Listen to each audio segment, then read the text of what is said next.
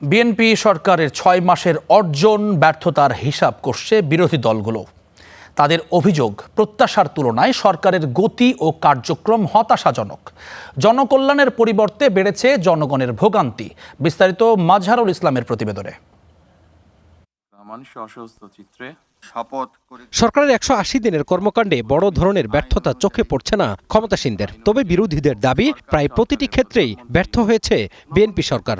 অভিযোগ, সবকিছুতেই হয়েছে দলীয়করণ। সংস্কার, সেবা খাত এবং প্রতিষ্ঠানে দলীয়করণ, প্রত্যেকটা জায়গাতেই সরকার জনগণের বিপক্ষে কি অবস্থান নিচ্ছে এবং তারা জনগণের যে প্রত্যাশা আছে সেটা তারা পূরণ করতে পারছে না। জুলাইয়ের পরে যে একটা গুণগত পরিবর্তন সকলে আশা করেছিল এবং সকলের কমিটমেন্টও দিয়েছিল, কিন্তু আমরা পার্লামেন্টে বা পার্লামেন্টের বাইরে সিদ্ধান্তের ক্ষেত্রে আমরা এই পরিবর্তনটা খুব লক্ষ্য করছি না। পজিটিভ পরিবর্তনটা ঠিক আগের মতো যেরকম একটা অ্যাটিটিউড ছিল, দলীয়করণ করা বা সব কিছুর নিয়ন্ত্রণে নিয়ে নেওয়া, নিজেদের লোকদেরকে প্রোভাইড করা, এরপরে দুর্নীতির ইস্যুতে যেভাবে বলা হয়েছিল জিরো টলারেন্স, সেভাবে সাজানো বা দুর্নীতির বিষয়ে খুব সিরিয়াস থাকা। বিরোধী দলের নেতারা বলছেন, ফেসিবাদী হাসিনার লুটপাটের শিকার হয়েছে দেশের সব খাত, যার প্রভাব পড়েছে জ্বালানি খাতে। এই সংকট অন্তর্বর্তী সরকার কিছুটা সামাল দিতে পারলেও বেহাল বিএনপি।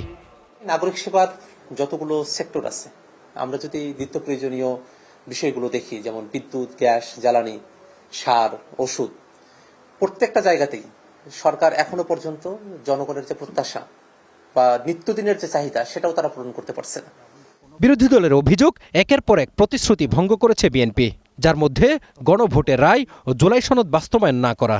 আমরা মাসের পর মাস আলোচনা করছি, এতগুলো সময় আমাদের চলে গেছে, কিন্তু বিএনপি তার এই কমিটমেন্ট থেকে অনেক দূরে চলে যাচ্ছে। আন্দোলন এটা হওয়ার কথা ছিল না। তো এভাবেই যদি চলে তাহলে তো মানুষ আবার ফ্রাস্ট্রেটেড হয়ে যাবে। খাল খনন, ফ্যামিলি কার্ড ও কৃষক কার্ড জনগণের মাঝে কতটুকু ইতিবাচক প্রভাব ফেলেছে তা মূল্যায়নের এখনও সময় আসেনি বলেও মন্তব্য করেন জামাত ও এনসিপির নেতারা। Mazharul Islam, star news, Dhaka.